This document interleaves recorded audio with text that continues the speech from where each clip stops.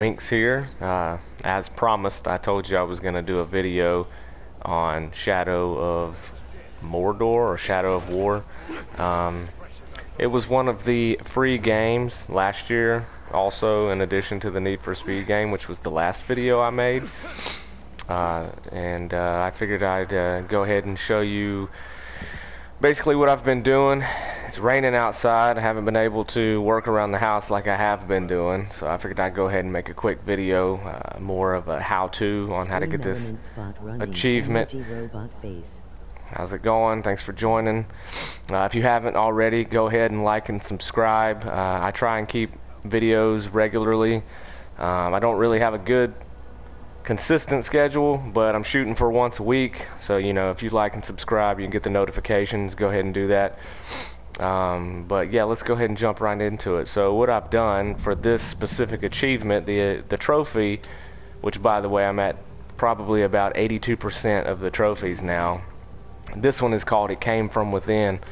Basically what you have to do is you have to start a conquest with all the war chiefs as spies. So if you look at my army, what I've done is, because the last time I did a defense mission, they actually overtook my castle because their siege was higher level than mine. And you can see now I've took the time to go ahead and attack their war chiefs and convert them back to my army and sent them in to be spies. So all these characters on the field that have these little hands with the circle around them, those were the enemy army's previous war chiefs, which is why these ledges here on the castle are now empty. There's 6 of them total, and if you hover over the Overlord, you can see all of them at once. So basically what I'm about to do is retake the castle that they took from me, and using his own war chiefs against him. He doesn't know that they're spies. So when I start this conquest, it should be pretty easy to take this castle back and get me that achievement, because all 6 of the war chiefs are spies. And if this doesn't do it, I don't know what will get that achievement. So let's see what happens. So what I'm going to do, and if you saw, real quick, let's go back to that. If you saw, for those of you that haven't played this game, if I was to review this game like I usually do on games, this game kind of reminds me of the Batman Arkham Knight, the way it plays and feels. The combat system's similar. It's pretty open world. You get to run around through different various areas. It starts off it's a bit overwhelming when you first start off, because you're like, oh man, I got all this stuff to do on here. But as you can see, I've been playing this for about roughly 40 hours, and I've gotten most of the quests done. I'm at 100% for a lot of it. The only ones I haven't really done are all the sieges and the fight pits, because you don't really have much influence over the fight pits. What the fight pits are is you take one of your captains, like what you just saw on the field, and you put them into a ring with an enemy captain, and they basically fight to death. And you really don't have much control over it, because I've had level 30 captains go up against level 25 captains, and their captain, even though they're lower ranking, would kill my captain. You can influence it a little. You can help shift the battle towards your guy's favor. You can do upgrades and send them in there with a gang of archers or a Caragor or whatever, to help them fight better. What you really need to do is, right before you start the online or the fight pit, whatever it is, online or local, you need to look at the enemy's weaknesses and try and upgrade your champion or whatever with something that the other guy's weak against. And it does cost coin. If you look in the top right corner, that 5,073 is the coin. At one point in time I had like 40,000, but I've spent a lot of that. But that's what you got to do to win these fight pits, and it's not always guaranteed. And there's 3 different ones. You got maggots, warriors, and then champions, and each one you have to win 3 times in a row with that same champion. And each time he does, he levels up for the next one. But you basically have to win 9 in a row to beat each area. And if you lose one, then you just go back down into the fight pits after it's over and convert the champion that killed your champion and use him in the next one. I'm almost done with that though. I'm at 75%. So yeah, let's see what this conquest does. before I forget what we're doing. Right, Lord. Oh, I'm getting ambushed. Oh, is he turning on me? Nope. Yeah, these guys are kind of weird. Sometimes they'll bring you an offering. I really don't know. I guess he's bringing me money, which I guess is okay. These guys are kind of weird. Sometimes they just show up and give you somebody. That guy right there is pretty awesome. He's one of my captains. But, so yeah, let's go ahead and do this conquest before I get sidetracked by somebody else. So like I was saying, though, the combat system's pretty fluid.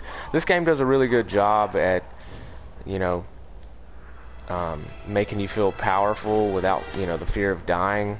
I mean, I've died a few times on here. And it, you know, it was okay. I wasn't really upset when I lost this castle because another one of the trophies is rescuing a follower, and the only way you can do that, or the easiest way to do that I'm aware of, is just to lose your castle and then go rescue your Overlord because they capture him to get that trophy. So here's what we're going to do. We're going to start this conquest and hopefully I get this trophy. So he has no defenders because they're all on my team now. So what I'm going to do is I'm going to go to siege upgrades and I'm going to assign all the assault leaders I need, which really doesn't even matter because he has no defense. And what you do is basically just pick from your guys, your captains, and you can see on the left is my assault force and the level that they have assaulting his. So mine's 290, his is 108. I'm already stronger than his force and I don't even have everybody. So I'm just picking people. I'm assuming this is going to go really smooth since he doesn't have anybody supporting him. That's the guy I think that just brought me something.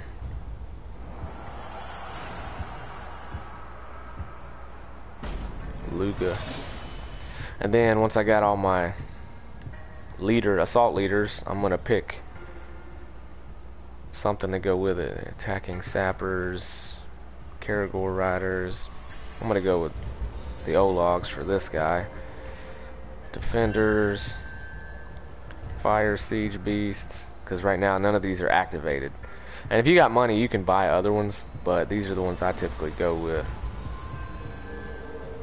Fire archers, farsight archers, and mounted archers. I'm going to do farsight because I want them to be able to shoot them from a distance. Bloodthirsty rage, capture victory points faster. I usually go with that one. So now my assault force is at level 415 and his defense force is at 108. Let's see how this goes. And I'm ready to see if his war chiefs turn on him all at once.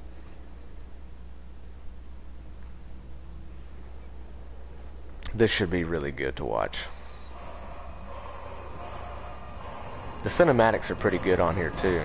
Some of them are long. A lot of the enemy captains like to just ramble on and on. Sometimes it gets a little annoying, but for the most part this game's pretty good, especially for being free.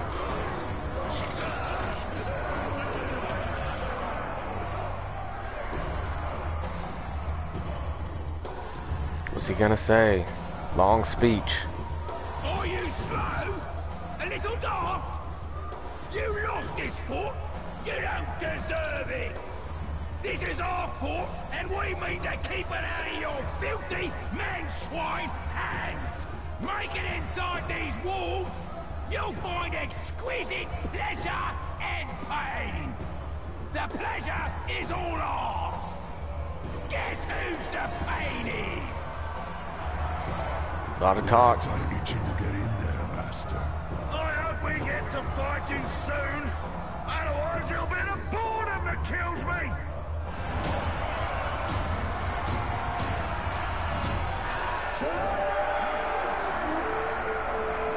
And here we go. Let's see how this goes.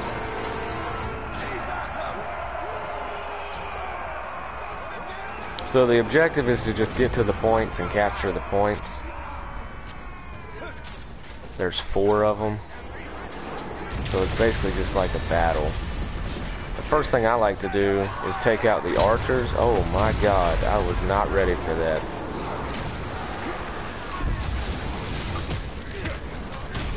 So what I like to do is take out the archers so my guys can get in comfortably.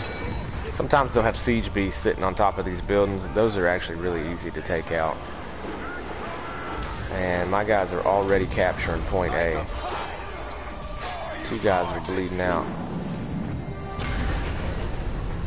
So if you let your captains die, you lose them forever. It's not really a big deal because you can get new ones, but I like to keep mine alive so they can continue the assault.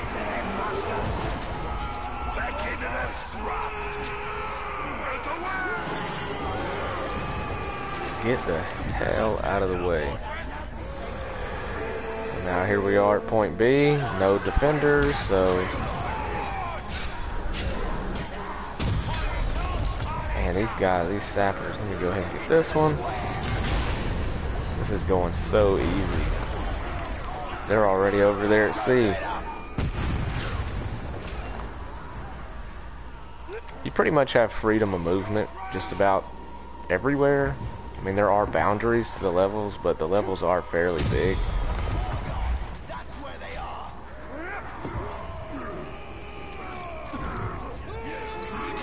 Push hard now.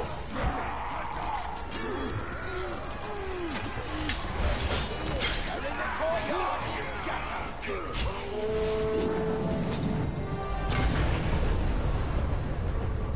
Well, that's 3 of the 4. This might be a very short video. Well, you make a good meal, my friend.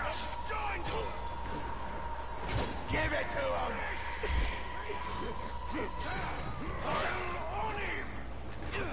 Defend the turning ground. My guys aren't even here. I don't. Oh, there's one guy over there. 2 guys.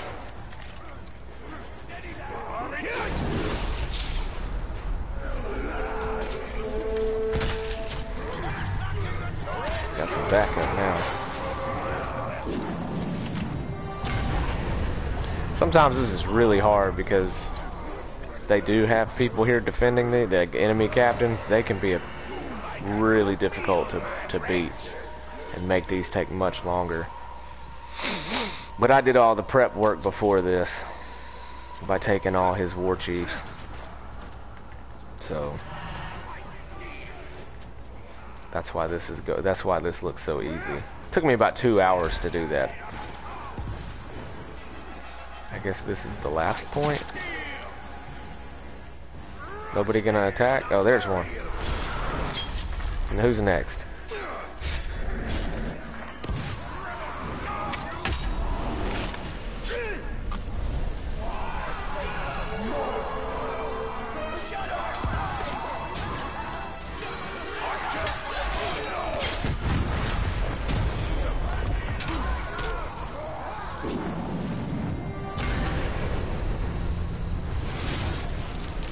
Now we're gonna go get B.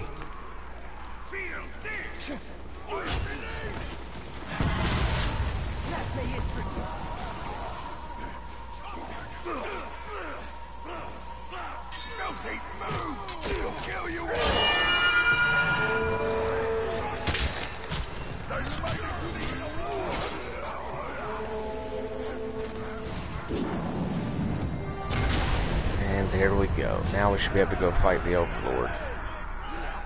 Once he's out of the way, the castle's ours. Then I get to appoint my own war chiefs and Overlord.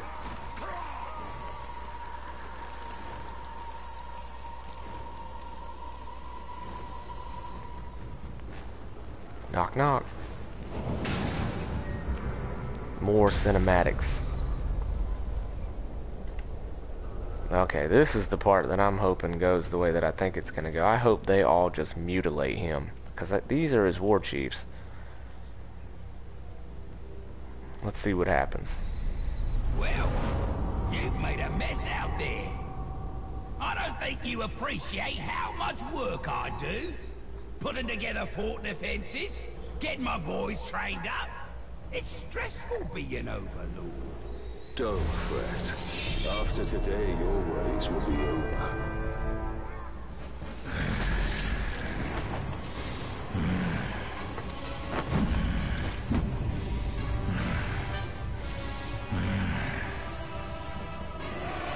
Right, and there they go.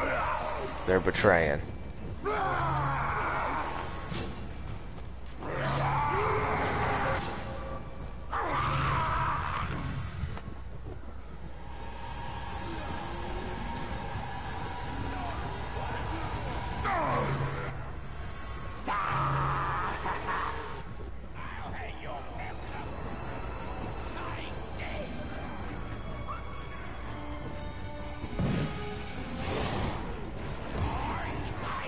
And I don't even have to do anything.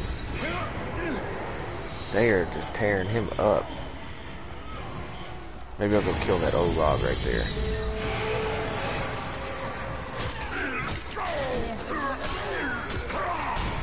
Wait, why is he not?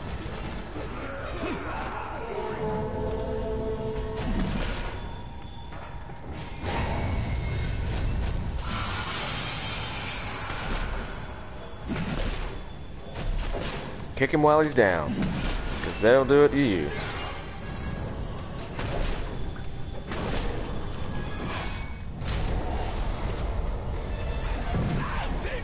No mercy. He is just getting his... He's not gonna last. I'm okay with that. And now he's dead.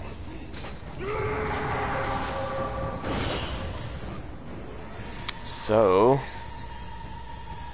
that's over.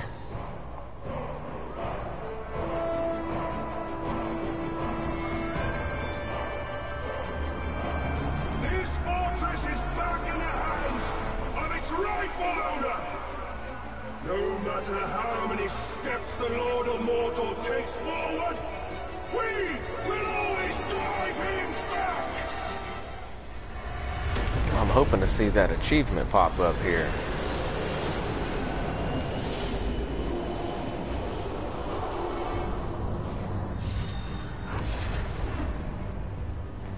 Took this back over. Where's the trophy?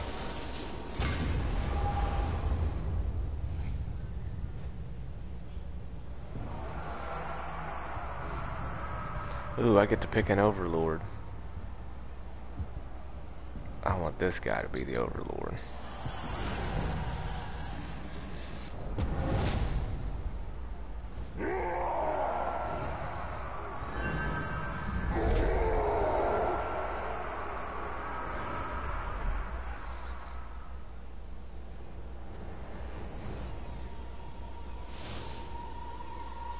Okay. So now I'm confused. Where is the trophy? Because I did exactly what it said to do.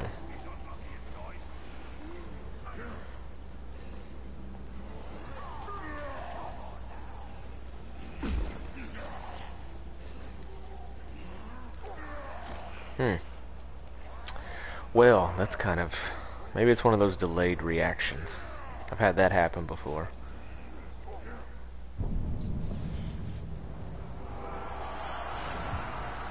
One thing you can do, once your guys are promoted, you don't have to keep whoever they put up there.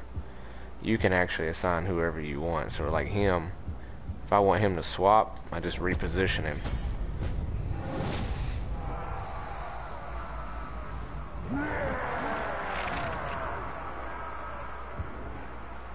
And I'm gonna do that with a few of these guys.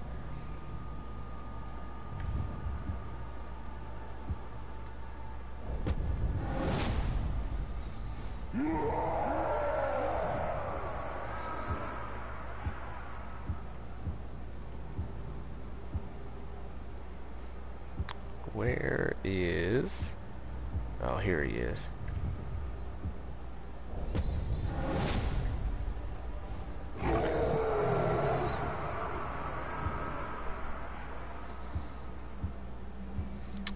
So...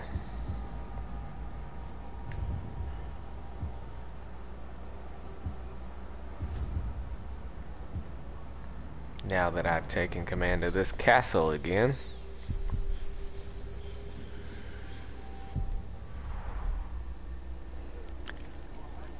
I can continue with the Shadow Wars. Yeah, still not quite sure as to why I didn't get that trophy.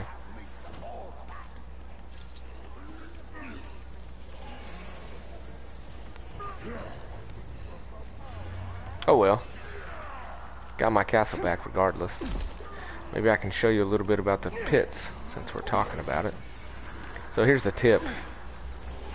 Once you get all the way up, like for example, I'm at the champion level, you pick someone to put in. This is the guy you'd be fighting. So you hit R3 to look at details and look at his vulnerabilities.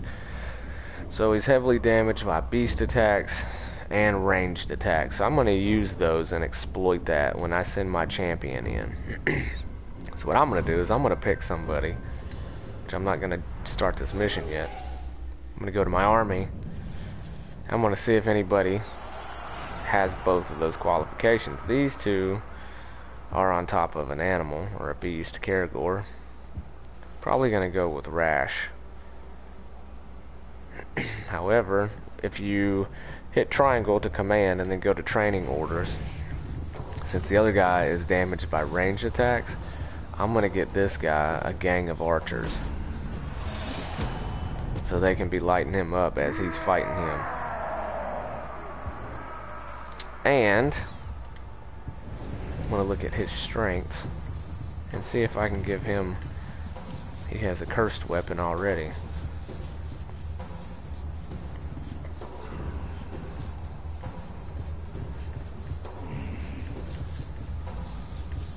Give him, I'm going to boost his archers.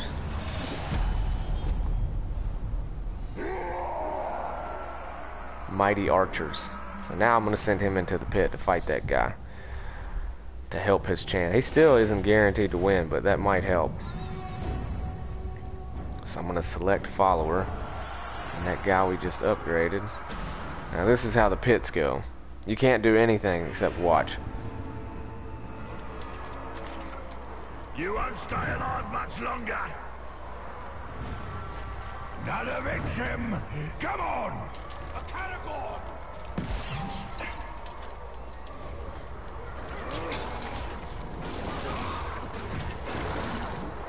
So this is basically how every match goes.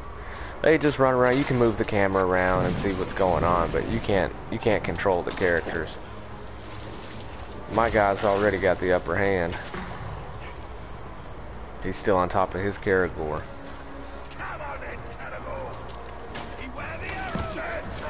And now this guy's cursed. Cursing is really bad. You can poison people, you can burn them, and you can curse them. Cursing basically makes them slower and drains their stamina. Poison is just basically damage over time, just like fire.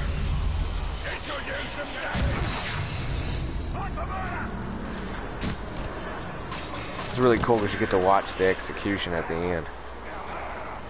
And you see how he's level 53 and my guy's level 39, and that don't mean nothing.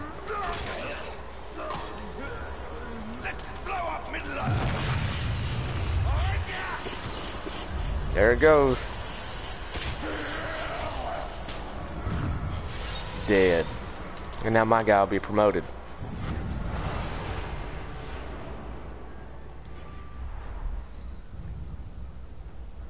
He was level 39. Let's see what he is now. 51.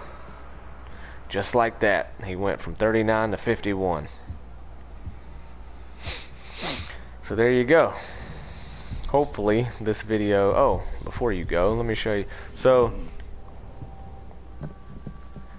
you can see here how you get these skill points as you level up to get different abilities. The only one I haven't unlocked is this one because you have to do the fight pits, and I haven't done that yet for all of them.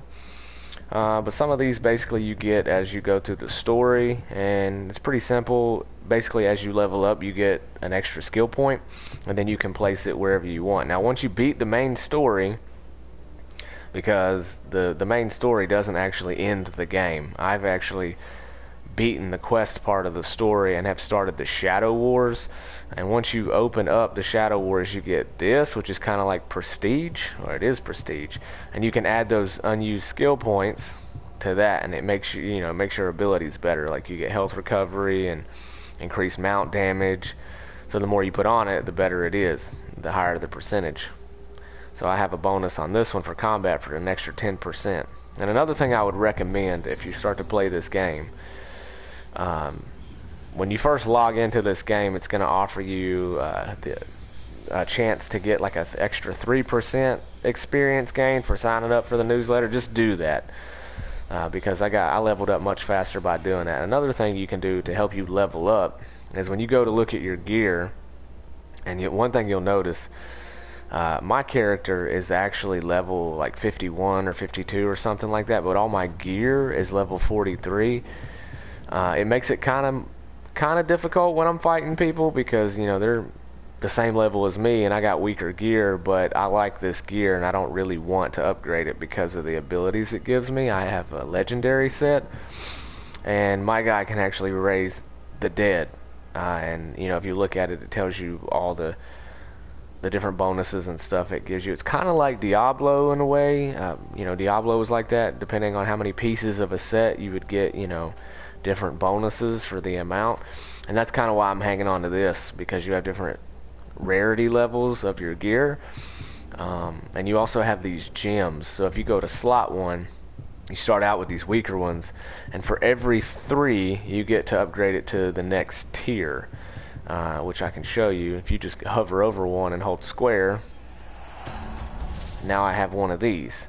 And it takes a while to get up here to the perfect gems, but I actually have a couple of those already on my character. You just keep doing that until you get up to the next tier. So I've got 3 of those, and one of those, another thing I'll point out, is depending on which color gem and which piece of armor or whatever, your weapon, will determine what it gives you. So like if I took this white gem and I moved it over to the sword, it would do something completely different. Like you see right there, if I move it over to my weapon, it would give me 12.5 increased chance. Enemies killed by this weapon will drop money, basically. But I put it on my armor, so I got a 12.5 increase in XP. So depending on how you set all this up will determine how your character plays. So right now I'm still on a mission to get these 3 upgraded. Me personally, I prefer the white gem or the wealth gem on top of the ring, because every time I recruit a captain, you see down there, that captain automatically gains 5 levels. And you can't recruit a captain that's a higher level than you. All you can do is shame them and reduce their level, and then go fight them again and try and recruit them then if they're lower than you. So that's pretty much the only tips I can give you on that. I haven't really played too much of the online. The online's pretty good. That's another trophy I gotta get. I gotta reach captain level online. But this game overall is actually pretty good. I can't remember what IGN rated this game, but this game is fairly good. Buddy of mine actually went out and bought it. It's pretty cheap right now, and to be honest with you, a lot of these free games or cheap games I find are usually a lot better than the brand new games when they come out. So for this game, that's it. Thanks for watching. Again, if you haven't already, like and subscribe. If you have any questions, feel free to hit me up in the comments, and I can try and answer those or look into it for you about the game. As soon as I get done playing this game, I'm going to be moving over to Genshin Impact, which is kind of like the PlayStation's version of Zelda, which I'm actually playing that too on the Switch. I just don't share those videos on here. But thanks for watching, and see you next time.